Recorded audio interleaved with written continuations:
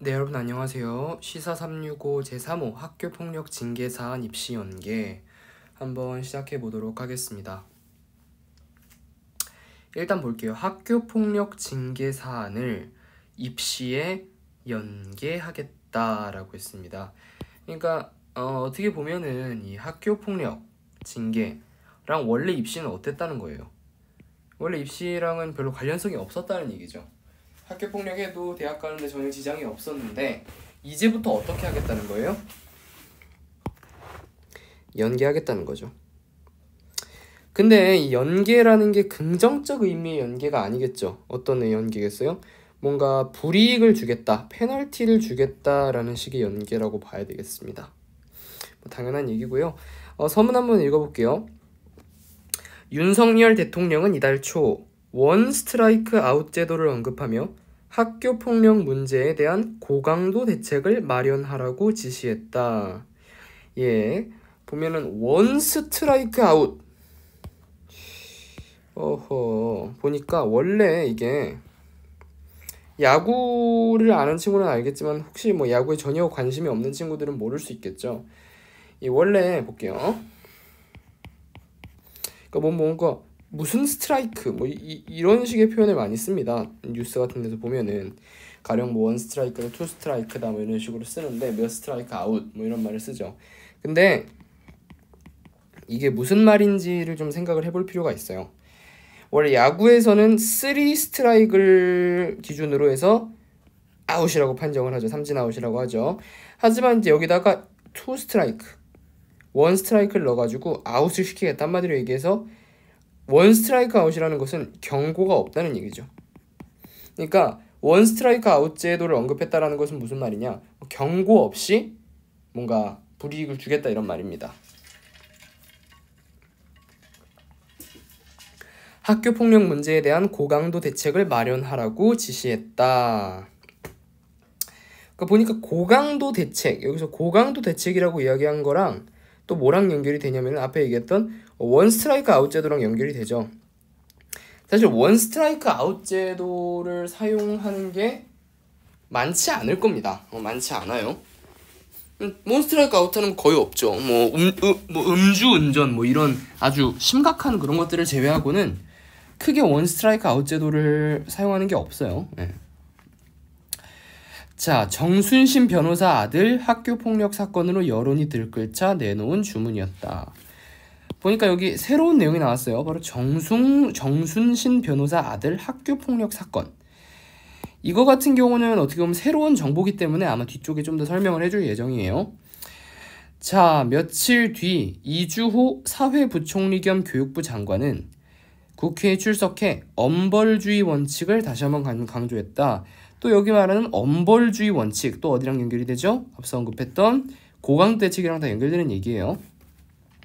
정부의 이런 기류에 비춰보면 교육부가 이달 말 발표할 학교폭력 종합대책에는 처벌을 강화와 징계 이거 좀 약간 잠깐만 처벌을 이거는 시사 365 자료가 어때요? 저희 학교에서 만든 거죠. 그렇기 때문에 이게 꼭 이렇게 좀 틀린 부분이 있을 수 있어요. 이 처벌을 강화겠죠? 처벌을 강화가 아니라 이건 잘못 쓴 것 같아요. 처벌 강화와 징계 사안을 대학 입시에 연계할 것으로 보인다. 어떻게 보면 제목도 입시 연계이기 때문에 바로 이 부분 대학 입시에 연계한다라는 것이 어떻게 보면 이 글에서 가장 중요한 부분이겠죠. 왜냐하면 이건 또 어떤 거랑 관계돼 있어요. 우리나라 학생들의 제1 목표가 뭡니까? 현재 대부분 물론 뭐 다른 목표를 갖고 있는 학생들도 있겠지만 우리나라 학생들의 제1 목표는 뭘까요? 바로 대학이라는 관점에서 파생이 된 거죠. 만약에 제1 목표가 대학이 아니었으면 대학 입시 연계가 아니라 학교폭력 처벌을 강화 징계 사안을 공무원 입시에 연계하겠다. 그렇게 하면은 공무원 입시를 원하지 않는 학생들은 전부 딴소리를 하겠죠. 서로 때리고 할 거 아니에요. 그러니까 우리나라 학생들 대부분의 목표가 대학 입시라는 점을 비추어 봤을 때 이런 정책이 나온 것이다 라는 생각을 또 해볼 수 있겠죠. 오케이. 그래서 어쨌든 강화 또 징계 이런 말을 통해서 이번에 이렇게 발표한 내용의 핵심은 뭔가 학생들에게 이제 뭐 개선의 여지를 주겠다 이런 것보다는 난 무조건 처벌부터 하고 보겠다 약간 이런 느낌인 것 같아요.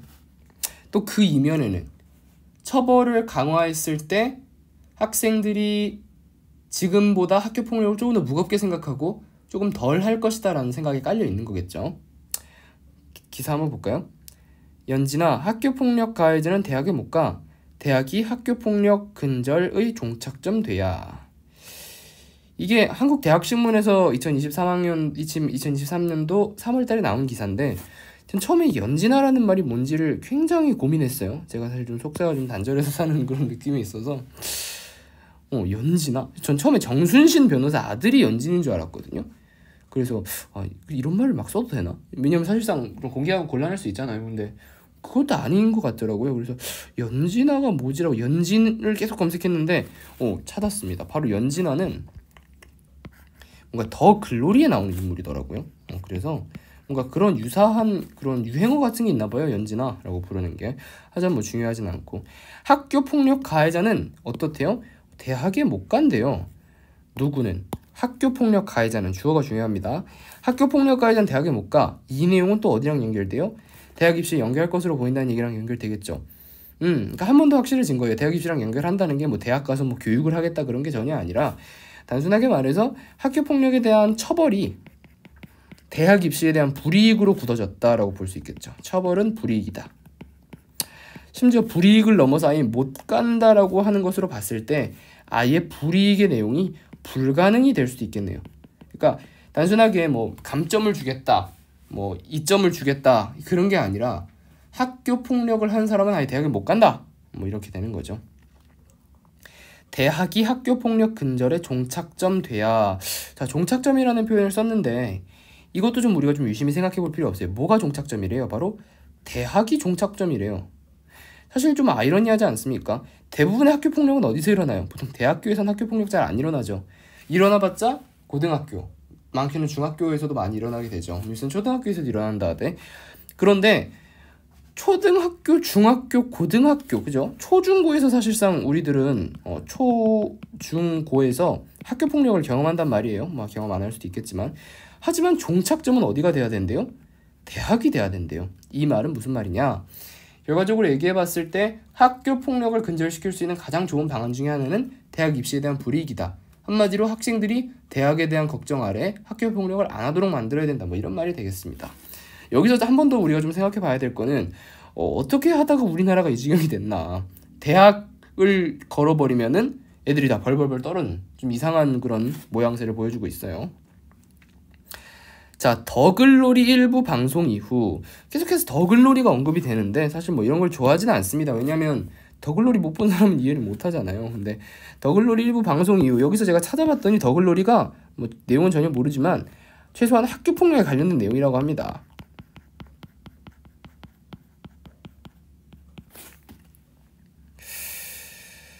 맞아요. 저도 더글로리 못 봤거든요.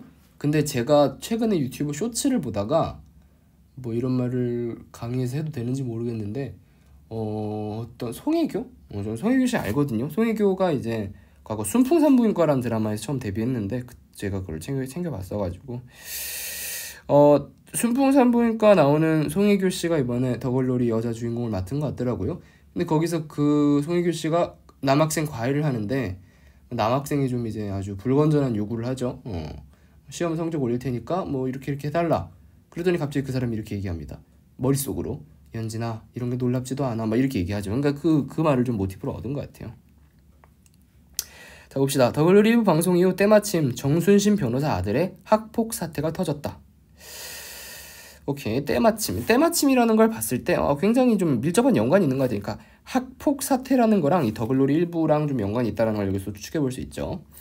정순신 변호사는 검사 출신으로 제2대 경찰청 국가수사본부장으로 임명된 뒤 지난 2월 26일부터 임기를 시작할 예정이었다.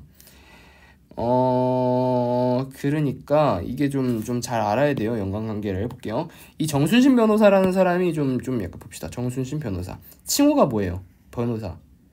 그러니까 사람 뒤에 뭐라고 부르는지에 따라서 굉장히 이게 좀 중요하거든요. 왜냐하면 굉장히 그 사람의 정보에 대해서 여실히 드러내주는 점이에요.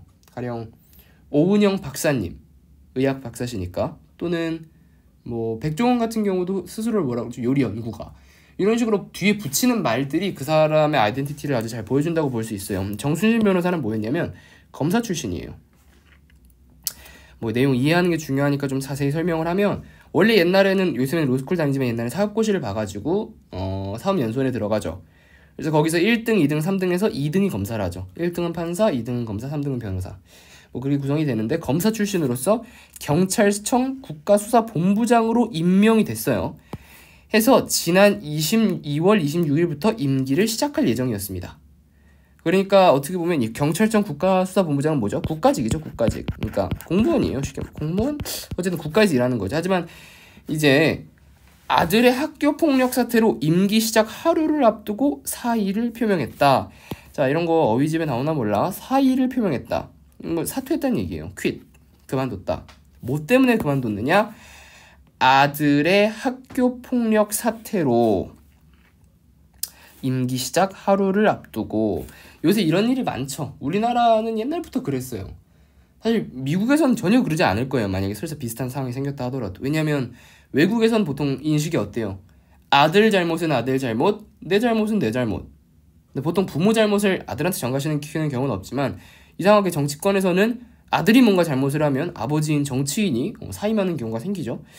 그래서 얘도 마찬가지로 정순신 변호사가 국가직 임명을 앞두고 있었는데 갑자기 학폭 스캔들이 터지니까 어떻게 한 거예요? 사의를 표한 거죠. 정 변호사의 아들은 2017년 민족사관학교 재학 당시 동급생에게 8개월간 언어폭력을 일삼아 2018년 강제 전학 처분을 받았다. 라고 했습니다. 지금 보니까 아들이 민사고를 다녔대요. 이것만 봐도 어때요? 민족사관학교. 이거는 굉장히 상위권인 걸 의미하죠. 공부 잘하는 애들끼리 더 따돌리고 그래요. 동급생에게 8개월간 언어폭력을 일삼아서 2018년 강제전학 처분을 받았다. 이거는 학폭이죠. 바로 이것 때문에 정순신 변호사가 사임했겠네. 특히 정 변호사 측이 전학 처분의 불복, 소송을 제기한 사실과, 자 봅시다. 일단 여기서 두 가지 사실이 나와요. 왜 정 변호사가 사임을 하게 되었는지. 사실 누구나 잘못은 할 수 있죠. 뭐 칼 찌르고 이런 잘못이 아니라 뭐 학교폭력 또 이런 말 했다고 논란될 수 있겠지만, 뭐 잘못할 수 있어요, 누구나. 하지만 잘못보다 중요한 거, 물론 잘못이 더 중요할 수도 있겠지만, 잘못보다 중요한 건 뭐예요? 잘못을 저지르고 나서 그거에 대해서 어떤 태도를 취하느냐가 굉장히 중요하죠. 하지만 정 변호사는 어떻게 했어요? 정 변호사가 하기에 가장 적합한 태도는 뭐예요? 만약에 진짜 아들이 잘못했다면 아들한테 사과를 시키고 뭐 훈육을 한다든지 그렇게 했어야 되는데, 그게 아니라 바로 어땠어요? 전학 처분에 불복하고 소송을 제기한 사실이 드러났죠. 이것은 암묵적으로 뭘 나타내주고 있어요? 소송했다. 판결에 대해서. 그 말은 반성하고 있지 않다는 걸 의미하겠죠. 그렇잖아요. 그거랑 똑같은 거예요. 예를 들어 선생님한테 잘못했어요. 선생님한테 크게 혼이 났어요. 거기서 잘못한 사람의 태도는 뭐예요? 다신 그러지 말아야겠다. 이런 건 확실히 반성한 거겠죠, 그죠? 근데 선생님한테 혼이 나고 아이씨 교육청에 찔렀어요. 그거는 걔가 반성하는 거예요? 반성 안 하는 거죠. 이런 걸 통해서 반성을 안 한다라는 뉘앙스를 좀 비쳤다는 거죠. 아울러서 또 이게 또 뭐가 좀 문제가 될 수 있냐면, 이 정 변호사잖아요. 이 변호사니까 법적인 지식이 해박하겠어요, 해박하지 않겠어요? 해박하겠죠. 그럼 아무래도 아무것도 법에 대해서 모르는, 뭐 법에 대해 알 수도 있겠지만 어쨌든 법에 대해서 잘 모르는 교사랑 변호사랑 서로 이렇게 막 소송전을 벌이면 상대적으로 누가 유리하죠? 변호사가 좀 유리하겠죠. 그렇기 때문에 이런 게 또 문제가 됐겠네요. 또한 정 변호사의 아들이, 여기서 말하는 정 변호사의 아들이라고 하는 것은 학교폭력 가해자예요. 얘가 2020년에 서울대 정시 100% 전형으로 입학한 사실이 추가로 알려지며 여론이 악화됐다. 그러니까 여기서 말하는 2020년 서울대 정시 100% 전형으로 입학한 사실, 이거는 뭘 얘기하냐면 쉽게 말해서 성공했다는 얘기예요. 성공. 사실 학생들은 고등학교 생활의 성패를 대학으로 좌우하는 경향이 있죠. 특히 서울대 입학한 사람한테 고등학교 생활 허투루 보냈다, 그렇게 얘기하는 사람 아무도 없습니다. 그러니까 분명 민사고에서 강제전학 처분을 받았어요. 그랬으면 뭐 일반고로 갔겠죠. 거기에서 열심히 공부해서, 근데 지금 날짜를 보니까 이건 좀 여담이지만 2017년에 전학해서 2020년에 입학했으면 재수를 한 것 같은데, 어쨌든 간에 수능 100% 전형으로 서울대에 갔어요. 여론이 악화됐어요. 그러니까 사람들 왜 여론이 악화됐냐라고 또 질문을 한다면 또 그런 게 있어요. 사람들은 마음속에 어떤 생각이 있냐면, 자, 써놓을게요. 사람들은 마음속에 인과응보라는 생각을 다들 갖고 살죠. 잘못한 사람은 어떻게 해야 돼? 벌을 받아야 돼. 그런 생각이 있지만 이 사람은 어때요? 그거와 반대되게 인과응보를 실패했죠. 수능 잘 봐서 서울대 갔으니까 학교폭력 해놓고. 사실 이건 아무것도 아니죠. 언어폭력 당연히 상당히 잔인할 수 있지만 언어폭력 외에도 진짜 심하게 학교폭력한 애들이 서울대 가고 이런 경우 있죠. 다음 볼게요. 학폭 근절 대책 발표. 실효성은 의문부호. 봅시다. 그러니까 실효성은 의문부호라는 것은 이건 좀 뭐 이런 표현 많이 쓰죠. 한마디로 실효성에 있어서 좀 효율이 낮다, 실효가 떨어진다, 이렇게 좀 분석해 볼 수 있겠네요.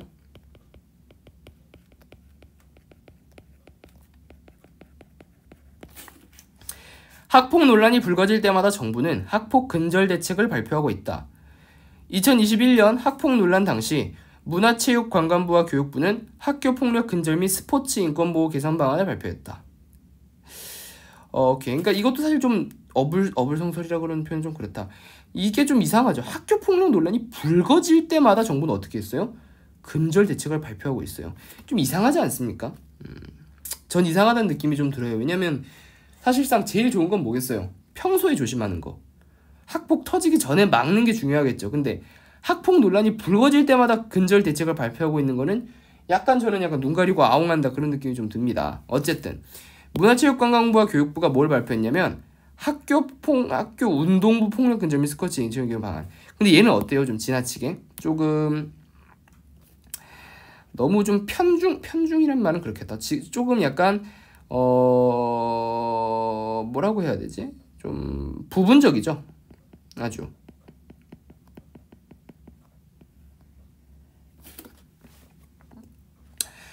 왜 부분적이라는 말을 하냐면 이건 어때요? 지금 운동부에서 대한 얘기죠. 민사고 다니는데 운동부였겠어요? 아니겠죠. 그러니까 지금 교육부에서 분명히 뭔가 대책을 내긴 했지만 얘는 운동부에 대한 이야기잖아요. 그렇기 때문에 조금 스포츠 조금 좀 편향 하여튼 뭐 부분적인 거죠. 2021년 학폭 논란 당시 했고 학폭 가해 학생 선수 처벌을 강화하고 피해자 대상 회복과 치유를 지원하는 것이 골자였다. 지금 보니까 딱 봐도 어때요? 학생 선수에 좀 국한되어 있는 거라고 볼 수 있어요. 그러니까 이거는 분명히 어때요? 학교 폭력 예방에는 실효적이겠죠. 하지만 어디에 포커스가 맞춰져 있다? 학생 선수에 맞춰져 있다는 게 좀 골치인 것 같아요, 저는. 하지만 어쨌든 간에 피해자 대상 회복과 치유를 지원하는 것이 골자였다고 합니다. 잠시만요. 제가 지금 베란다에서 영상을 찍고 있는데 너무 더워서 좀 학습실로 좀 이동을 할게요.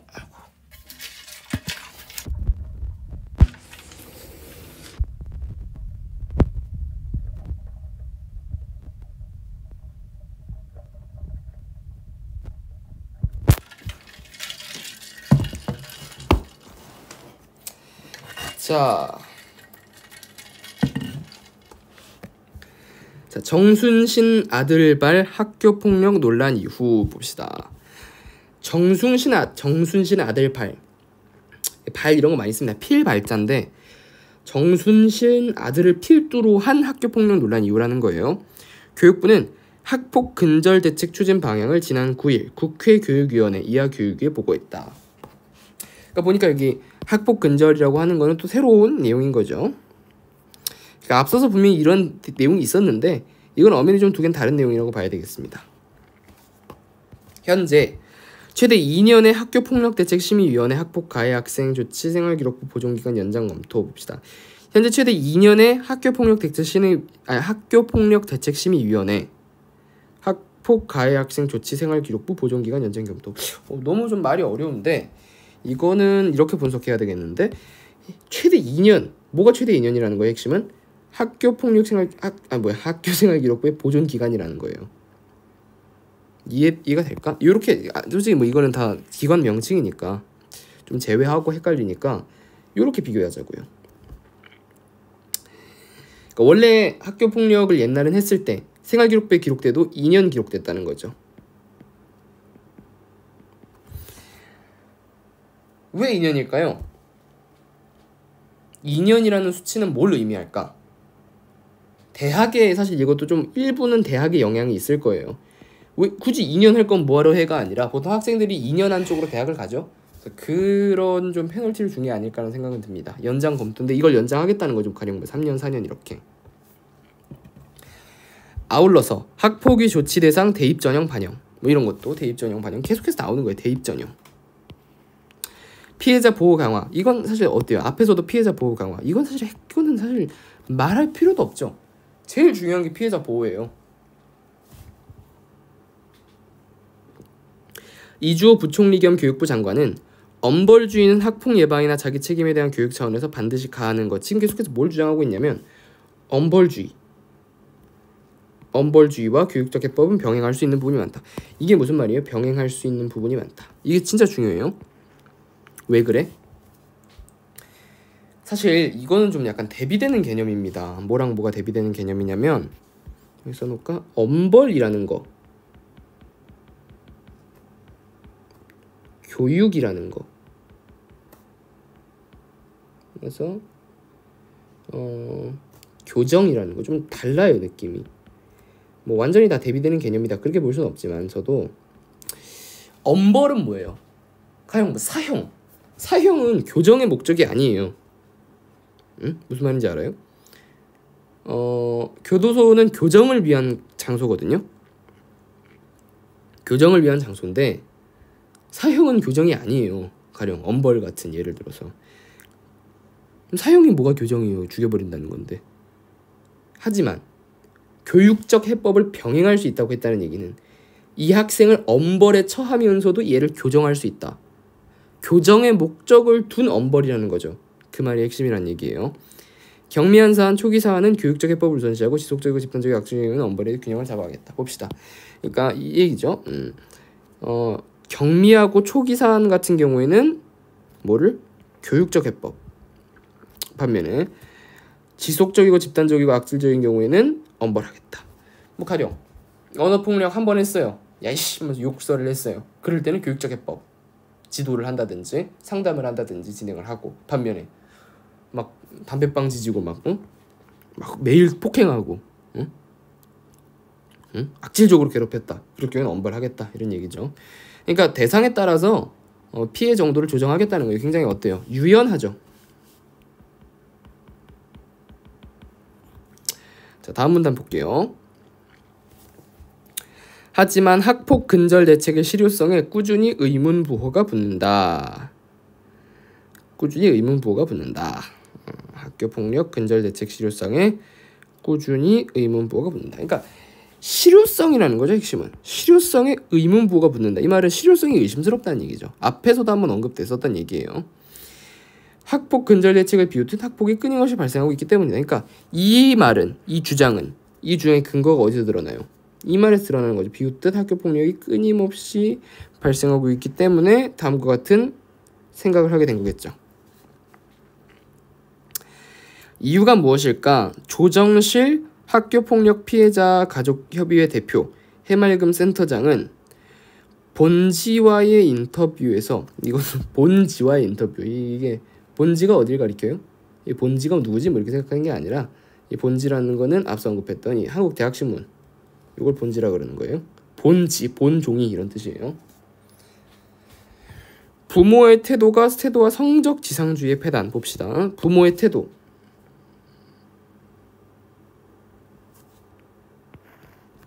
성적 지상주의의 폐단. 이런 것들을 지적했다. 부모의 폐단은 무슨 얘기겠어요? 아까 정순신 변호사를 예시로 좀 생각해보면 아들이 학교폭력으로 징계를 받았죠. 정순신 변호사는 어떤 태도를 취했죠? 학교를 고발했죠. 아울러 성적 지상주의. 정순신 변호사가 아들 서울대 합격했을 때, 야, 넌 학교폭력 했으면서 서울대를 가냐? 에이, 반성해라. 이렇게 얘기했겠어요? 막 좋아해 줬을 거라고요. 막 박수 쳐주고 막 밥 사주고 그랬을 거란 말이죠.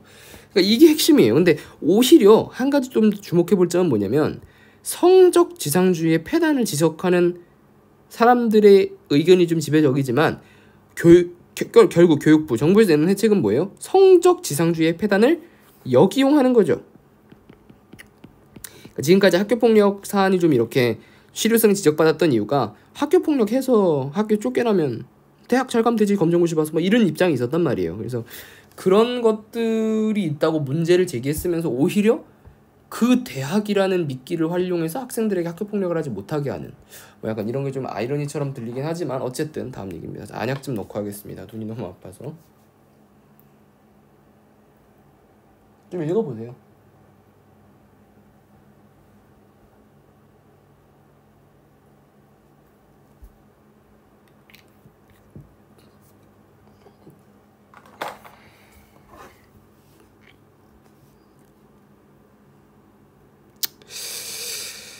좀 어렵죠, 지문이. 어렵다기보다는 길죠. 긴 건 어려운 게 아니에요. 짧으면서도 어려운 지문이 충분히 있습니다. 눈이 안 보이는데 안약을 넣었더니. 자, 읽어볼게요. 조 대표는 현장에서 학폭 피해자와 가해자를 만날 때가 많은데 가해자 부모들을 보면 학력이 높고 생활적 여유가 있는 편이다. 잠깐만요. 눈이 잘 안 보이네. 자, 그냥 글은 보이지 않지만 말로 해볼게요. 생활적 여유가 많다. 무슨 말이겠어요? 결국 잘 사는 놈들이 학폭을 저지르고 또 이런 부모들을 둔 자식들은 좋은 대학을 가겠죠, 끝내. 그럼 끝내 그거에 폐단이 생긴다 이 말이에요. 그래서 보니까 학력이 높고 생활적 여유가 있는 편이다. 그래서 교사들이 제일 많이 지적하는 게 바로 이거예요.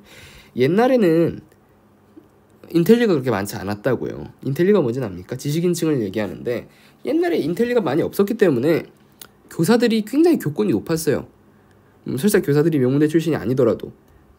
하지만 예를 들어서 볼게요. 뭐 학교 선생님들 그냥 평범한 서울에 있는 대학을 나왔는데 가령 아버지가 서울대 법대 나왔다. 그러면 막 권위의식에 쩔어 있다고요. 선생님들 보면서 저 공부도 못하는 전문성 떨어지고 막 이렇게 생각하게 된단 말이에요. 그런 걸 또 문제로 삼는 경우도 있죠. 또 직위가 높을수록 자녀 교육을 잘할 것 같지만 인성 교육은 오히려 문제의 골이 더 깊은 경우가 많았다. 봅시다. 이게 계속 문제점을 얘기하고 있는 거예요. 그러니까 오히려 인성 교육은 오히려 문제의 골이 더 깊은 경우가 많았다. 이게 다 오냐오냐해서 그런 거죠. 아이에게 최고가 되라고만 가르쳤지. 봅시다. 중요하죠.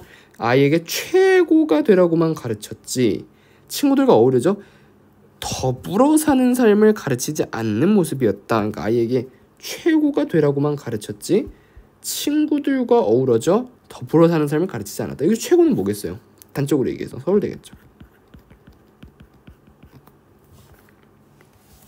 그러니까 부모가 특히 이렇게 생활적 여유가 있는 부모들은 어떻다는 거예요? 아들한테. 아들아, 비록 우리는 돈이 많고 생활적 여유도 있고 넌 공부도 잘하지만 무엇보다 중요한 것은 친구들과 어우러져 더불어 사는 삶이다. 이렇게 가르치는 게 아니라고요. 야, 우리 돈도 많고 나 뭐든지 해줄 수 있으니까 너 서울대만 가. 뭐 이렇게 얘기한다는 말이죠. 또한 우리 사회는 공부 잘하는 아이들에게 면죄부를 쉽게 주는 분위기가 형성됐다. 계속해서 뭘 지적하고 있어요?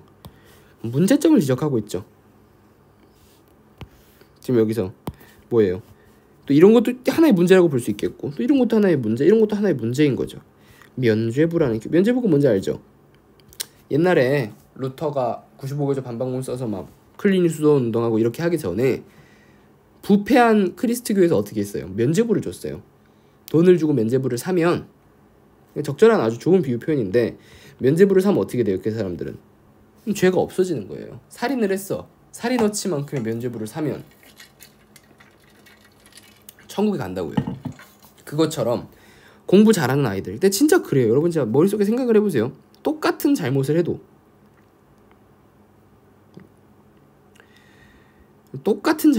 공부 잘하는 애, 전교 1등, 가령 진짜 여러분 단적으로 그런 상황을 생각해 보세요. 학교에서 아이패드를 사용하다 걸렸다. 진짜 이건 진짜 팩트야, 팩트. 진짜 전교 꼴등, 하루 종일 수업 시간에 잠만 자고 vs 전교 1등, 둘 다 아이패드를 똑같이 수업 시간에 썼어요. 가령 유튜브를 봤다고 칩시다. 그러면 전교 1등한테는 야씨 너 학교에서 이런 거 보면 안 되지, 대충 말하고, 전교 꼴등한테 야 너 아이패드 압수, 이렇게 된단 말이에요. 실제로 이게 진짜 남일이 아니에요. 남일이가. 또 학교 폭력을 저지른 아이에게 왜 그랬니? 라는 질문 대신 그럴 수 있지. 그러니까 이 왜 그랬니는 뭐예요? 뭔가 느낌이 꾸짖는 느낌이죠. 야 너 왜 그랬니? 하지만 그럴 수 있지. 애초에 뭐라 인정해주고 들어가는 거죠. 이거는 그럴 수 있다라는 거를. 여기서 엄벌이라는 것의 의미는 뭐냐면 애들이라고 안 봐주겠다는 거예요. 보통 학생들에게 있어서 처벌을 유하게 주는 이유는 뭐냐면 얘네들이 아직 커가는 과정에 있는 거기 때문이거든요. 솔직히 말해서 학교를 왜 다녀요? 배우려고 다니는 거잖아요. 근데 그 배우는 거에는 비단 뭐 수학, 국어, 영어 이런 것만 포함되어 있는 게 아닙니다. 뭐가 포함되어 있는 거냐면 살아가는 법, 사회생활하는 법 이런 게 다 포함되어 있는 거예요. 요즘엔 안 그렇지만 그렇기 때문에 좀 봐주고 들어간다는 얘기거든요. 근데 하지만 그럴 수 있지라는 말을 먼저 건넨다는 건 좀 문제가 있는 거죠. 왜냐면 그렇게 된다는 거는 이거 자체가 뭐예요? 학교 폭력 자체를 정당화하는 게 돼버리는 거죠. 뭔가 커가면서 있을 수 있는 흔한 다툼이라는 식으로 정당화하는 거죠. 상황이 이렇다 보니 아이들은 공부만 잘하면 최고의 대접을 받고 처벌을 피할 수 있다라고 생각할 수 있는 모습들도 봤다. 이런 것들이 다 문제점인 거죠. 문제점. 여기는 지금 뭐야? 문제들이야. 다들 사회의 문제. 전 전적으로 공감합니다. 진짜로. 저도 그렇게 뭐 공부를 못하진 않지만 그래도 저는 솔직히 말해서 좀 안 좋다고 생각해요. 왜냐면 보통 어떻게 생각해요? 공부 잘하는 믿을 수 있고 좀 크레더블하고 공부 못하는 애들은 무조건 사고만 친다 그런 생각이 있잖아요. 근데 꼭 그렇지는 않다. 뭐 공부 못해도 착할 수 있죠. 뭐 사실 뭐 그런 경우가 좀 적긴 하죠. 보통 공부 잘하는 애들이 좀 편견이다. 하지만 몰라 이런 얘기 안 할래. 자연스레 학교 폭력 근절 대책도 후퇴하고 있다. 후퇴라는 표현을 썼어요. 왜? 계속해서 공부 잘하는 애가 아까 말했잖아요. 정순실 아들 어디 갔다 그랬어요? 서울대 갔다 그랬죠. 그럼 공부 잘했겠어 못했겠어? 잘했겠죠. 정시로 서울대 가려면 몇 개 틀려야 되는지 알아요? 수능에서. 뭐 그렇다고 뭐 정순실 아들이 농대를 갔겠어요? 철학과를 갔겠어요? 똑같이 뭐 정치 갔거나 법 갔겠죠. 그럼 수능에서 진짜 한두 개 틀려야 돼요. 한두 개? 아니 한두 개? 한 두세 개? 세네 개? 뭐 그래야 가는 데가 서울대인데 특히 정시로는. 근데 갔다고요. 공부 잘했다는 얘기잖아요. 근데 그러면 민사고는 다들 잘하니까 모르겠지만 어쨌든 일반고 갔을 때 그 정도로 공부 잘하는 애를 선생님들이 특별 대우해 줬을 수 있겠죠. 학폭위 조치, 학생부 보존 조치는 2012년 도입 당시 최대 보존 기간이 초중고등학교 5년, 고등학교 10년이었다. 볼게요. 원래 얼마였대요? 5년, 10년이었대요. 이 정도면 꽤 유의미하죠. 왜냐면 가끔씩 직장에서 이럴까봐 고등학교 생기부 떼우라는 직장이 있어요. 하지만 어떻게 됐다는 거야? 2년으로 단축됐어요. 이것도 좀 이상하죠. 아이러니하죠. 왜냐면 갈수록 사실 옛날에는 제가 뭐 저희 아버지 때 이럴 때 뭐 체인으로 때리고 뭐 이런 건 있어서도 물리적 폭력은 성행했지만 오히려 요즘처럼 정신적 폭력은 좀 덜했단 말이에요. 옛날에는 SNS 이런 게 없었잖아요. 특히 요즘 뭐 N번방 사건 이런 거 보면은 굉장히 끔찍하죠. 차라리 맞는 게 낫겠다 이런 생각도 들잖아요. 오히려 점점 방법은 좀 악랄해 가져가고 있어요. 막 위조 증거도 만들어내고. 하지만 오히려 보존 기간은 단축됐다. 특히 교육부의 2023년 학교폭력 사안 처리 가이드북에 따르면 학교 가해 학생 조치 사항이 4호에서 5호, 6호, 7호 졸업 시점의 심의를 통해 학생부에서 삭제가 가능하다. 이거는 또 뭐랑 연결돼요? 왠지 면죄부의 느낌을 주죠. 삭제하면 땡 아니에요? 또 2년으로 단축됐다는 거. 현재 가벼워졌다는 거죠. 이전까지는 8호 조치도 삭제했었지만 올해부터 8호 조치는 폐지됐다. 이거는 그래도 좀 어때요?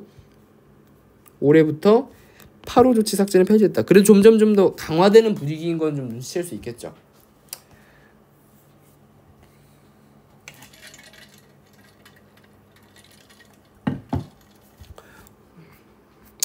지문이 좀 많이 남았네. 빨리 해봅시다. 아니 좀 약간 그런 게 있어요. 길다 강의가 이거 너무 길지 않냐? 아니 지문이 긴데 강의가 길어야죠. 지문 이만큼이었으면 10분 만에 했을걸? 학교폭력 근절은 사회의 과제. 대학이 학교폭력 근절의 종착점 역할 필요. 계속해서 종착점 역할을 한다. 그러니까 여러분이 저는 이걸 읽으면서 계속 아이러니를 좀 느꼈으면 좋겠어요. 사실 대학 중심, 성적 중심, 능력주의 뭐 이런 것에 폐단을 지적하고 있는 사회의 어른들이 오히려 학교폭력의 대책으로는 대학을 인질로 잡는 좀 이상한 그런 느낌이 들지 않아요?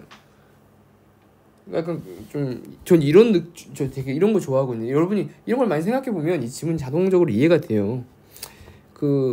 예를 들어서 계속 이렇게 주장하는 거예요. 제가 뭐라고 예시를 들면 좋을까? 이 적절한 예시가 뭐가 있을까? 예를 들어서 동물 보호를 목적으로 한다 가령. 동물 보호합시다. 이렇게 얘기하는 사람들이 가령 동물 보호 해서 사냥 금지 이렇게 내걸었어요. 키워드를. 처벌, 사용하고 있는 사냥개 안락사, 약간 이런 거랑 비슷한 느낌이에요 지금. 대학 지상주의 이런 것 때문에 학폭 터지는 거 아니겠습니까 여러분? 이렇게 얘기하면서 정작 처벌은 대학 못 가는 게 처벌이야? 이상하잖아요. 전 이상하다고 생각하거든요. 근데 어쩔 수 없긴 해요. 현재는 대입에서 학폭 반영 비율이 저조하다. 현재 상황이죠. 봅시다. 현재는 어때요? 저조한 거죠. 국회 교육위 소속 김병욱 의원이 한국대학교육협의회, 이게 사실 뭐 입시 설명회 같은 거 할 때 맨날 나오는 단체죠. 제출받은 자료에 따르면 수능 성적 위주 선발 전형의 경우 전체 대학의 3%만이 학폭을 감점 요소로 반영하고 있다. 이게 굉장히 어때요 지금 상황이? 3%. 아마 서울대 연고대는 또 아닐 거예요. 학폭을 감점 요소로 반영하고 있다. 굉장히 어때요? 매우 적죠. 학폭했어. 피해 학생이 막 괴로워서 막 뭐 엄청 막 큰 피해를 줬어. 근데 이거 내 곳은 못 가겠네. 서울대 가야지. 뭐 이렇게 될 수 있다니까요, 진짜. 또한 국회 교육위 소속 이태규 국민의힘 의원이 발표한 2023학년도 학교폭력 대입 반영 현황에 따르면 학생부 교과 전형의 학폭 이력 반영 서울 소재 대학은 6곳, 논술 전형의 반영 대학은 1곳에 불과했다. 이런 것도 다 어때요? 교과 전형이라 하면 성적만 보고 가는 거죠. 생기부 안 보고. 이런 것들이 다 어때요? 어떻게 보면은 얘네들이 다 뭐라고 해야 되지? 편법이라고 하긴 그렇고 샛길 느낌이라고 해야 되나? 피해갈 수 있다는 거예요. 그러니까 어떻게 돼야지 애들이 학폭을 안 하겠어요? 길이 이렇게 하나밖에 없어가지고 학폭하면 딱 길이 두 동강이 난다. 그러면 애들이 학폭을 안 하겠죠. 근데 지금 상황은 어떤 거예요? 여기론 못 가지만 이렇게 오솔길이 또 있고 정시라는 오솔길, 논술이라는 오솔길, 교과전형이라는 오솔길, 오솔길이 다 있다고요. 그럼 애들이 조금 돌아가더라도 에이씨 막혔네, 학폭 때문에 못 가네, 이쪽으로 가야지. 또 학폭 때문에 못 가네, 이쪽으로. 못 가네, 이쪽으로. 이렇게 된단 말이에요. 반면 수시학생부 종합전형 봅시다. 수시학생부 종합전형, 이거는 종합전형의 의미가 뭘 것 같아요? 왜 종합전형이라는 걸 만들었을까? 옛날에는 없었어요, 학종이라는 게. 한 20년 전에는. 요새 생긴 이유가 뭐예요? 학폭을 감점 요소로 반영하고 있다. 이것의 목표는 뭐냐면 애들의 생활 태도를 보겠다는 게 조금 있어요. 세특 이런 거 왜 보겠어요? 얘가 평소에 어떻게 학교 생활했는지 보겠다는 얘기잖아요. 그러니까 이럴 경우에 활용하고 있다. 어찌 보면 대입은 학폭의 사각지대다. 되게 좋은 말 아닙니까? 대입은 학폭의 사각지대다. 그러나 만일 대학 입학이 대입 전체 전형에서 학폭을 감염해서 감점 요소를 강행한다면 이건 어때요? 그러나 만약 대학이 대입 전체 전형에서 학폭을 감점하고 학폭을 반영한 감점 요소를 강화한다면은 가정이죠. 아니 더 나아가 학폭 가해자의 경우 대입 지원 자체를 불허한다면 아주 극단적인 가정이죠. 대학이 학폭 근절의 종착점이 될 수 있다. 이게 결론이죠. 만약에 그렇게 된다면 학폭 근절의 종착점이 될 수 있다. 그러니까 요새는 사실 옛날에는 진짜 어땠어요? 자꾸 옛날이랑 비교해서 좀 그런데 옛날엔 진짜 아이 공부에 관심도 없고 그런 애들이 약간 깡패 조직처럼 만들어가지고 애들 폭행하고 뭐 이런 경우가 있었단 말이에요, 실제로. 하지만 요새는 좀 트렌드가 바뀌었어요. 트렌드라 하긴 좀 그렇지만 요새는 그렇게 무조건 놀고 성적 떨어지고 그런 애들이 학폭하는 게 아니라니까요. 요새는 어때요? 다 공부도 잘하고 뭐 아주 잘하지 못하더라도 똘똘한 애들이 지능적으로 애들을 괴롭혀서 막 그러죠. 그런 것만 봐도 이런 게 잘 느껴진단 말이에요.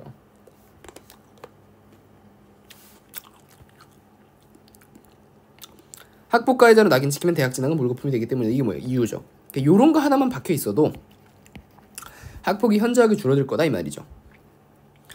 교육부가 학폭위 조치 사항의 대입 전형 비율 반영을 검토할 방침이지만 대학이 먼저 나설 필요가 있다. 그렇죠?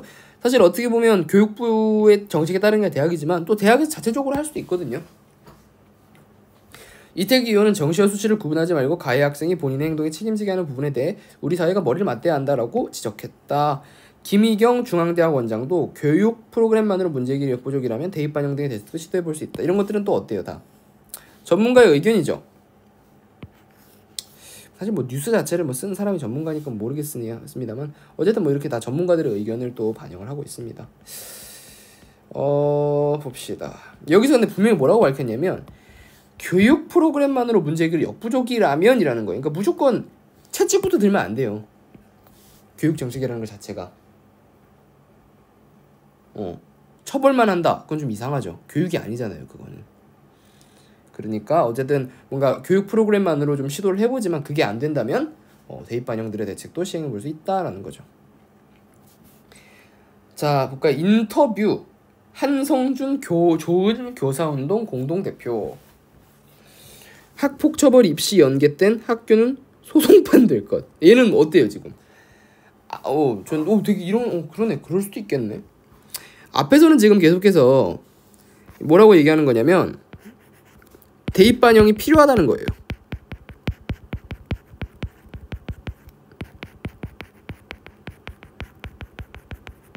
느낌이. 근데 지금 얘는 딱 봐도 어때요? 학폭처벌 입시 연계된 얘는 어때요? 얘가 if죠. 아직까지 연계 안 되죠? 얘가 조건이란 말이에요. 즉 만약 그렇다면은 학교는 뭐가 된대요? 소송판이 된대요. 사실 근데 좀 불보듯 뻔한 얘기긴 하죠. 공동체 회복이 우선. 근데 오히려 좀 저는 이 의견에 조금 더 무게를 실어주고 싶기도 하네요. 제가 아까 말했던 아이러니. 대학이 인생의 전부처럼 여기는 학생들이 일으키는 학교폭력의 폐단. 하지만 정작 그것의 해결책은 대학? 좀 이상하잖아요. 그래서 제가 봤을 때 그거를 좀 지적한 것 같아요. 왜 소송판이 될지는 좀 불보듯 뻔하죠. 가령 생각해봐요. 공부 진짜 열심히 했어. 물론 그건 노력이겠죠. 내신이 1.0이야. 가령 진짜 열심히 해서. 근데 좀 애가 애가 좀 나빠 성격이. 학교폭력했어. 언제? 고2 말 때, 고3 때 학교폭력했어요. 가령 아주 뭐 사소한 사항이라도 뭐 예를 들어 친구한테 뭐 뒷담을 했다. 학교폭력이죠. 그랬더니 담임선생님이 이렇게 얘기합니다. 뭐 민철아, 네가 3년 동안 열심히 공부해서 내신 1.0을 받았지만 학교폭력을 저질렀으니 대학은 물거품이 됐다. 이렇게 얘기한다고 하면은 얘가 가만히 있겠어요? 부모는 가만히 있을까? 이거 1.0 하나 만들기 위해서 얼마나 다들 노력했겠어요. 근데 학교폭력 타이틀 하나로 대학이 물거품이 되면, 아까 그랬잖아요. 물거품이 되면은 뭐라 그랬어요? 종착점이 될 수 있다 그랬죠. 그렇잖아요. 물거품이 되면 여러분 입장에서는 어떻겠어요? 진짜 3년 동안 개빡세게 공부했어요. 진짜 잠도 잘 안 자고 매일 친구가 막 놀자 그래도 다 제끼고. 근데 너 학교폭력 했으니까 대학 물거품이다. 그 말을 듣는 순간 막 억장이 무너지고 막 뭐라도 하고 싶어질 것 같지 않아요? 그래서 학교가 소송판이 된다는 거예요. 소송판. 이주호 교육부 장관이 지난 9일 국회에 출석해 학교폭력 가해 학생의 학교생활기록부 징계기록 보존기간을 늘리고 징계 전력을 대학 입시에 포함시키는 방안 등을 담은 학교폭력 근절대책 추진 방향을 보고했습니다. 근절대책이 될 수 있을까요? 사실 이것 말만 들어봐도 살짝 좀 답변을 원하는 것 같죠. 무슨 답변을 원하는 것 같아요? 노란 답변을 왠지 원하는 것 같지 않아요? 어쨌든 자 봅시다. 그래서 어쨌든 아까 이 얘기는 했습니다. 어쨌든 학교생활기록부, 학생부 이게 핵심이 왜냐면 이게 뭐가 돼요? 대학에서 평가의 기준이 되죠. 요새는 정시 100% 전형이 없어요. 교과평가 다 하기 때문에 이거 정시 수능 100%가 아마 서울대는 특히 없어지는 걸로 알고 있어요. 징계 전력 이런 것들. 또 정시 포함이라는 거 중요하죠. 학생부 종합, 그러니까 좀 이렇게 헷갈려서 나올 수 있는 게 학종은 원래부터 아까 말했죠. 반영하고 있었다고. 그거랑은 또 좀 다른 얘기입니다. 자, 그렇게 해서 학교폭력을 근절할 수 있다면 참 쉽죠. 이 말이 어떤 뉘앙스를 포함하고 있어요? It's not that easy way. 그렇게 쉬운 일이 아니다. 그렇게는 해결이 안 된다는 거죠.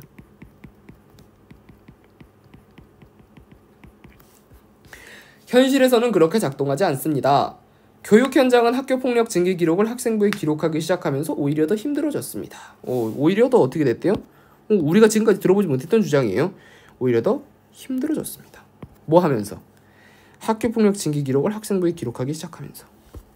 학생부 기록은 입시와 직결되니 어떻대요? 입시와 직결된다. 어떻게 보면 이 입시와 직결된다는 걸 우리는 아까 앞에 있었던 지문에서는 어떤 카드로 쓰려고 했어요? 뭔가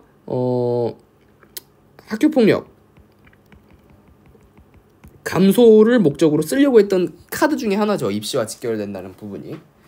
예민해질 수밖에 없습니다. 예민해진다. 당연히 사법적 다툼으로 번지는 일도 늘어납니다. 그러니까 사실 이것도 참 중요한 내용이 뭐냐면 학교는 원래 뭐의 장이어야 돼요? 교육의 장이어야 되죠. 또 무슨 장이어야 돼요? 교정의 장이어야 돼요. 잘못을 했으면 시시비비를 가르는 것도 중요하지만 누가 더 잘못했냐? 선생님이 너무 세게 처벌했냐? 그걸 따지는 것이 아니라 원래 본 목적은 뭐예요? 다시는 그런 행동을 하지 않도록 교정하는 게 목적인데 그게 되는 게 아니라 지금 어떻게 바뀌고 있냐면 사법싸움. 진짜 이렇게 되면 선생님이랑 원수 되겠죠. 진짜로. 가령 학년부장이 징계 때렸어요. 위원회 열어가지고. 근데 아빠가 정순신 변호사 아니더라도 아빠가 변호사네. 아주 제육탕 싸움 만들었어요. 막 녹취해가지고 학교에 막 학년부장 선생님이 막 아이 막 욕하는 거 녹음해가지고 막 법정에서 틀고 막 욕했잖아요. 얘도 처벌합시다. 막 개싸움이 되면은 그게 학교가 아니게 되겠죠. 막 서로 막 녹음기 이렇게 들고 있고 막 어떻게든 약점 잡으려고 하고 막 그러면 이게 학교가 아니잖아요. 만약 정시까지 징계 기록을 반영하면 교육적 해결의 여지가 더욱 줄어들게 될 겁니다. 제가 바로 말한 바로 그 부분이에요. 이게 핵심이죠. 이 글에 더욱 줄어들게 된다. 가뜩이나 지금 교육의 해결 여지가 없어요. 왜? 애들이 어떻게 공부만 잘하면 되니까 혹은 선생님들이 공부 잘하는 애들은 봐주니까 뭐 이런 것들로 인해서 빠져나갈 구멍들이 새끼리 가뜩이나 많은 상황에서 또 애들이 생활기록부 기록만으로도 민감하죠. 그죠? 왜? 정시가 아니라 학종이더라도 민감하단 말이에요. 왜냐면 카드 하나를 못 쓰는 거니까. 근데 정시까지 반영해서 아예 길이 막혀버리면 진짜 미친듯이 달려들 겁니다. 학생들이. 그죠? 진짜 학교폭력 하는 학생들이 솔직히 근데 학교폭력을 하면서 처벌까지 다 예상을 하고 학교폭력을 하는 경우는 잘 없겠죠. 보통 학교폭력 할 때 누가 그런 학교폭력을 하겠어요. 그건 학교폭력이라기보다는 아주 잔인한 거죠. 이렇게 처벌받고 저렇게 처벌받고 학교폭력이 아니죠. 보통 어떻게 해요? 그냥 재미있어서 한다든지 아주 잔인한 이유가 되겠지만 그냥 막 한단 말이에요. 근데 그러다 결론이 대학 못 간다. 난리 난다는 거예요. 봅시다. 부작용이 훨씬 크다고 보시는 건가요? 여기서 말하는 부작용은 뭐겠어요? 당연히 앞서서 언급했던 이런 내용들이겠죠. 그렇습니다. 바로 밝혔어요. 직설적으로 얘기했잖아요. 그렇습니다. 부작용이 큽니다. 학교폭력과 입시는 둘 다 굉장히 어떤 문제다. 민감하다는 얘기 계속 나오죠. 민감한 문제인데 둘 사이의 연계를 강화하게 되면 법적 분쟁이 늘어나 학교가 유사 사법체계처럼 움직이게 되고 학교의 교육적 역할은 축소될 수밖에 없습니다. 제가 얘기했죠. 진짜 개싸움이 된다고. 진짜 이것 때문에 대학 못 간다? 그럼 진짜 막 진짜 막 엄마 아빠도 어떻게 하겠어요? 막 어떻게든 꼬투리 잡아가지고 우리 쪽에 유리하게 만들어 보려고 막 난리를 불술 치겠죠. 학교 폭력이 사법을 통해 해결될 경우 누가 더 유리한지도 생각해 볼 필요가 있습니다. 이건 또 새로운 질문이네요. New question. 당연히 사회적 경제지위가 높은 쪽이 잘 활용하겠죠? 이것도 핵심이죠. 정순신 변호사 아들 사건에서 볼 수 있듯이요. 얘는 뭐예요? 살해죠, 살해. 근데 서울대 갔잖아. 그래서 이것도 좀 그렇게 생각해 볼 필요가 있는 거예요. 진짜 만약에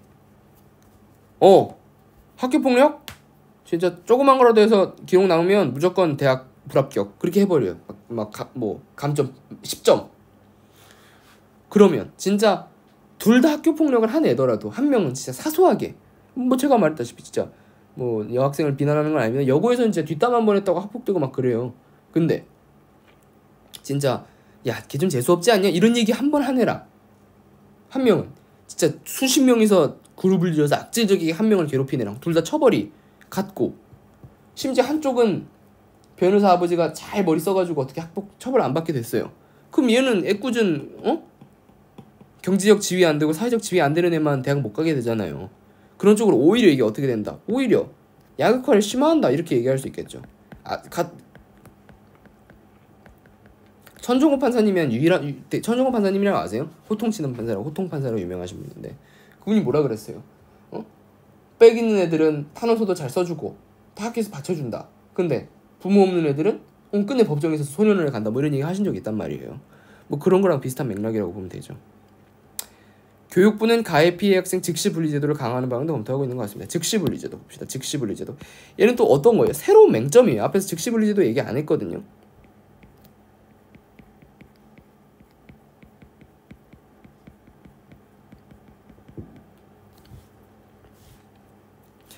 (2차) 피해 방지 등을 위해 즉시 분리는 필요합니다. 자, 필요하다고 얘기했어요. 하지만 다만 이거에 대한 또 다른 얘기를 시작하겠죠.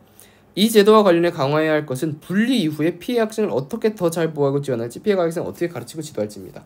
이 사람은 지금 계속해서 무슨 얘기를 하고 있냐면 어떻게 가르치고 지도할지 등이다 해서 더 잘 보호하고 지원할지, 이렇게 이건 사실상 어때요? 앞에서도 계속 했던 얘기죠. 피해 학생 지원해야 된다, 피해 학생 보호해야 된다. 이 말을 누가 못해. 하지만 이 사람은 또 다른 거 얘기하고 있어요.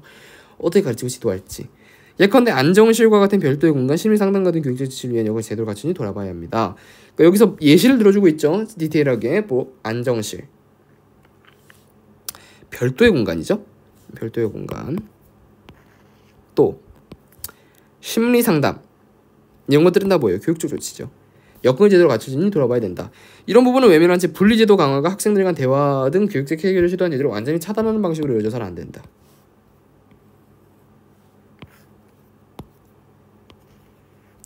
그러니까 가령 그래서 또 대화를 통한 교육적 해결 이런 얘기도 하고 있죠. 그러니까 싸웠어요. 남학생 둘이서. 원래 좀 친한 애였어. 응? 근데 뭔가 의견 다툼이 생겨서 몸싸움으로 번졌어요. 그랬을 때 진짜 분리제도가 강화돼가지고 너네 둘이 지금 양방 쌍방 학폭이야, 당장 분리하고 평생 말 섞지 마, 이렇게 되면 사실상 둘이 한번 뭐 몸싸움 했지만 말로 풀 수 있는 내용이 있을 수 있겠죠. 야, 넌 그랬냐? 난 이랬어. 이렇게 좀 풀어야 되는데 그걸 못 한다는 거예요. 대화 등 교육적 해결을 시도할 여지를 완전히 차단하는 방식. 완전히 차단된 거죠. 둘은 평생 원수가 되겠죠. 대학도 못 가고. 그래서는 안 된다. 학생부 징계 기록과 입시 반영 여부는 정순신 변호사 아들 사건에도 논란이 된 바 있습니다. 계속 언급되고 있죠. 정순신 변호사 아들 사건을 계속 우려먹고 있어. 국민들은 학교폭력 가해자가 응분의 처벌을 받지 않고 버젓이 명문대에 입학하는 것에 분노하는 것 같습니다. 사실상 응분의 처벌을 가해 버젓이 명문대에 입학하는 분노하는 것, 이게 어때요? 국민들의 주요 분노 원인이죠. 여기서 말한 국민들이라고 지칭하는 건 보편적인 사람들이겠지만 이게 바로 메인 분노 이유란 말이에요. 왜 이렇게 국민들은 화가 났나? 바로 이것 때문에 그렇다는 거예요. 응분의 처벌을 받지 않고 버젓이 명문대에 입학하는 이런 현실, 이런 게 열받는다는 거죠. 잘못한 놈은 제대로 처벌도 안 받고 지 하고 싶은 거 다 하고 살고, 약간 그런 느낌이랄까? 친일파가 잘 사는 꼴 볼 때 열받죠? 진짜 뼈 빠지게 독립운동하신 분들은 다 기초생활수급자 생활하고 친일파들은 의리의리한 궁전에서 살고 열받잖아요. 그런 거랑 똑같은 이유예요. 물론 피해 학생은 학교 생활도 제대로 못했는데 가해 학생은 좋은 대학에 진학하는 부조리한 현실에 공부에 저도 충분히 공감을 합니다. 일단 먼저 공감을 표했어요. 이런 것도 대화의 스킬 중에 하나입니다. 죄를 지었으면 응분의 대가를 치러야 한다는 응보적 정의가 사법체계에선 필요할 수 있죠. 근데 분명히 여기서 뭐라고 했어요? 어디에선 필요할 수 있다 했어요? 사법체계에서는 필요할 수 있다. 지금 여기서 계속 강조하는 것 중에 하나가 또 뭡니까? 그렇게 따지면 또 사법이랑, 그러니까 엄연히 사법의 장이랑 교육의 장은 또 다르다는 거예요. 사법의 장의 핵심은 뭐예요? 시시비비를 가려서 벌을 준다가 핵심이겠죠.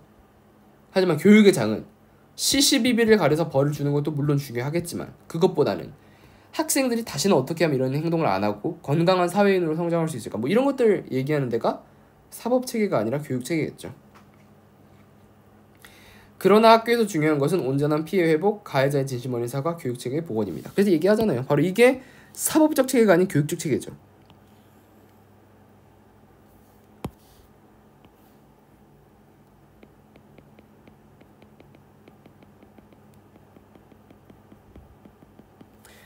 지금과 같은 처벌 중심의 대응 체계에서는 이런 것들을 기대하기 어렵다. 지금 어떻다는 거예요? 처벌 중심. 제가 아까부터 계속 언급했던 부분이에요. 요즘 학교 폭력 중에서는 언어 폭력과 사이버 폭력이 많아서 가해와 피해가 모호한 경우가 많고 누구나 가해자가 될 수 있다는 점도 한번 생각해 봤으면 합니다. 이러죠. 제가 바로 저랑 생각이 아주 비슷하신 분이네. 누구나 가해자가 될 수 있다는 거예요. 그러니까 누구나 피해자가 될 수 있다, 그런 생각도 당연히 해봐야 되겠죠. 하지만 그것보다 더 중요한 거는 나도 모르는 사이에 내가 가해자가 된다니까요, 진짜. 어떤 애가 나 지금 우리 반 애들한테 집단 따돌림 당한다. 학교폭력 신고했어요. 근데 실제로 따돌림을 주도하는 몇 명 있어요. 뭐 A군, B군, C군 이렇게 해서. 근데 나는 그런 건 아니고 그냥 뭐 예를 들어서 피해자를 조롱하는 인스타를 보고 좋아요를 눌렀어요. 조롱하는지도 모르고. 근데 졸지 학교폭력 가해자가 돼서 대학을 못 가네? 이런 상황도 생각해 보라는 거죠. 그동안 학교폭력이 이슈가 될 때마다 정부는 처벌을 강화하는 방향으로 대책을 추진해온 것 같습니다. 그 이유가 뭐라고 보십니까? 그게 긴 설명이 없는 쉬운 방식이다. 핵심은 그거죠. 쉬운 방식이라는 거. 처벌 강화하는 게 제일 쉬워요. 진짜 계속 막 사형 폐지하고 사실 제일 원시적으로 좋은 방법은 뭐예요? 인과응보. 눈에는 눈, 이에는 이. 제일 쉬운 방식이라는 거예요. 이렇게 강력한 처벌이. 경범죄를 줄이고 싶다. 좀도둑을 줄이고 싶다. 진보한 아주 뭐라 그러지 이런 거를? 진화된 대책은 뭐예요? 뭐 가령 서민 경제를 안정시킨다든지 이런 게 진화된 대책이지만 쉬운 방식은 야 앞으로 도둑질하면 손 다 자를 거야. 톱으로. 그렇게 얘기하면 도둑질 하겠어요? 아무도 안 하겠죠. 이렇게 처벌을 강화하는 것이 쉬운 방식이라는 거예요. 쉬운 방식. 성난 여론을 빠르게 달릴 수 있으니까. 그럼 다 국민들 환호하겠죠. 톱으로 손 다 자르겠다 그럼 막 와 도둑이 없는 세상이다 환호한단 말이에요. 성난 여론이 빠르게 달려지겠죠. 교육적 해결을 이야기하려면 복잡해지고 뭔가를 바로바로 내놓기도 어렵잖아요. 그래서 학교 문제가 해결이 안 되는 것 같습니다. 이게 핵심이죠. 그러니까 그 얘기잖아. 아까 도둑을 예시로 들어본다 그러면 도둑 손을 자른다. 아주 쉬운 대책이죠. 돈만 있으면 되죠. 장소만 있으면 되고. 근데 도둑질 안 하겠죠. 그렇게 얘기해버리면. 하지만 여기서 교육적 해결을 논하려면 어떻게 하면 도둑을 교육해야 하는가? 이건 매우 어려운 문제잖아요. 도둑을 어떻게 교육할 거예요? 그죠? 도둑을 어떻게 교육할 거예요? 도둑질 이미 했는데. 이런 식으로 그 외에 좀 복잡한 문제를 설명하려면 어렵다. 진짜 이런 문제에 대해서 이번 글을 통해서 잘 생각해봤으면 좋겠어요. 진짜 극단적으로 야 학교 폭력하면은 사형할 거야, 죽일 거야 총 쏴서 그렇게 얘기하면 아무도 학교 폭력 안 할걸요? 다들 근데 대신 그렇게 하면 성난 여론 달래지겠죠. 와 학교 폭력 없는 세상이다. 근데 과연 그게 교육일까요? 애들이 다 어떻게 무서워가지고 아무것도 못 할걸요? 말도 잘 안 할걸. 그냥 가만히 덜덜 떨면서 죽으면 어떡하지? 이상하잖아요. 자 마지막으로 이게 핵심입니다. 처벌 중심의 대응 체계가 어떤 역할을 하는가. 학교를 유사 사업 체계로 만드는 게 가장 큰 문제. 이 말 계속 반복하고 있는 말은 중요한 거예요. 학교를 계속 유사 사업 체계로 만든다. 이런 상황에서 오류 없이 매뉴얼대로 정확히 사건을 처리하는 게 가장 중요해진다. 가해에 대한 처분이 결정은 사연이 종료된 시스템이죠. 그런데 예를 들어 가해 학생이 처분대로 20시간을 하고 오면 피해자 회복이 안 되고 관계가 이루어지나요? 이건 또 어떤 측면이에요? 이건 또 교육적 측면입니다. 앞으로도 계속 엄벌주의가 강조된다면 학교가 더 이상 배움의 공간으로 기능하기 어려워지지 않을까 걱정됩니다. 이렇게 해가지고 질문을 정리를 해봤습니다. 질문 대답을 해볼까요? 기사에서 제시한 학교폭력 근절의 종착점 대학이죠. 대학.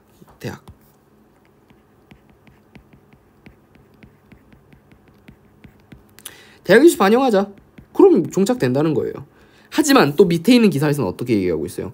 그렇게 되면 학교가 유사 사업체계가 되고 애들이 더 민감해지고 학교가 개싸움이 난다. 엄벌주의에 대한 이주호 교육부 장관과 한성준 공동대표의 생각을 찾아. 이 두 개 생각이 다르죠. 그러니까 versus예요. 두 명의 생각은 완전히 달라요. 말로 할게요. 엄벌주의에 대한 이준호 교육부 장관은 엄벌주의를 하면 어떻게 된다는 거예요? 애들이 말을 잘 듣는다는 얘기예요. 반면 좋은 공동대표는 오히려 학교가 유사사업체계가 되고 애들에게 교육의 기회를 뺏는다. 사실 학교의 목표는 교육인데 엄벌주의, 처벌만 하게 되면 교육을 못한다. 징계의 이력을 대학 입시에 연계하는 정책에 대해서 자신의 의견을 논하라. 저는 솔직히 말하면은